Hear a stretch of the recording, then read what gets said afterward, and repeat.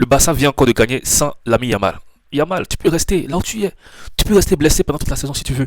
Tu peux aller en vacances, tu peux t'amuser avec ta copine, tu peux faire tout ce que tu veux. Tu peux faire des enfants. Yamal, fais tout ce que tu veux. Le Barça est prêt. Le Barça peut jouer sans toi. Le Barça peut même aller gagner la Ligue des Champions sans toi. Les gars, franchement, on va pas se mentir, cette équipe barcelonaise là a déjà un fond de jeu. Voilà, ils ont déjà le cœur. Je pense que Hansi Flick a déjà imposé cette mentalité-là entre les joueurs, entre voilà, que ce soit les coéquipiers, le staff, tout ça. Ils ont un esprit. Il y a un esprit qui est là, c'est pas seulement l'ami Yamal qui doit créer cette rage là devant, cette cohésion, cette entente là entre les joueurs. Lorsque vous avez déjà quand même un Pedri, un De Jong, un Rafinha sur le terrain, ça peut déjà aller dans tous les sens. Dani Olmo qui contre tout ça montre, franchement, ce joueur là, il est quand même inexplicable. J'en perds les mots.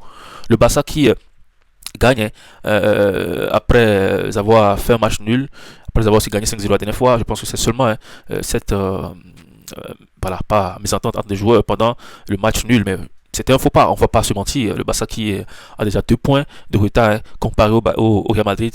Le jeu du Barça, franchement, c'est incomparable comparé à celui du Real. Le Real de Alonso n'a pas de fond de jeu. Les joueurs se matchent pratiquement déçus, à part Mbappé.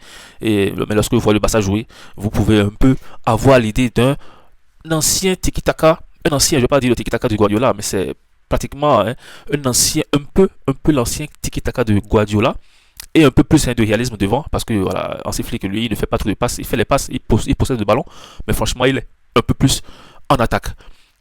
Le Barça sans l'ami Yamal, le Barça avec l'ami Yamal, je ne vois pas vraiment de différence.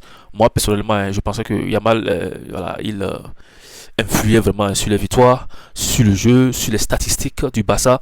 Mais lorsque j'ai vu ces 3-4 derniers matchs du Barça sans l'ami Yamal, franchement, je ne vois pas vraiment l'utilité du joueur, malgré ses belles performances lorsqu'il est sur le terrain, malgré son statut actuellement de deuxième ou premier au classement du Ballon d'Or. Le Ballon d'Or qui va se donner demain.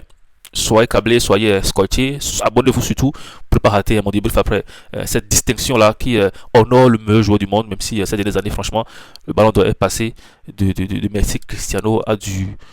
Franchement, je sais pas, on ne sent même pas vraiment que le ballon d'or mérite vraiment ce trophée. Bref, le Barça est juste derrière le Real Madrid dans cette Liga là. On sait tous que si c'est pas le Barça, c'est sur le Real parce que cette saison, l'Atlético de Madrid n'est pas vraiment en forme. Ils ont même fait un match aujourd'hui. Ils étaient réduits à 10 contre 11. Ils ont même pu perdre ce match là si le match avait un peu duré. Plus, donc Real Barça, c'est la course à lancée. Je pense que le Classico, on l'attend de pied ferme. Le Real a un match en semaine avant d'affronter l'Atlético de Madrid en week-end.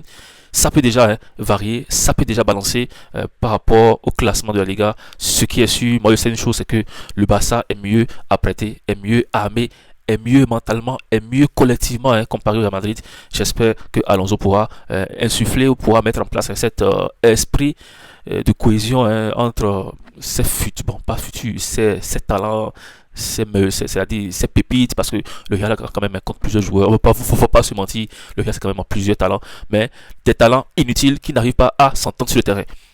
Bref, les gars, c'était un débrief rapide du Barça face à Getafe, 3-0.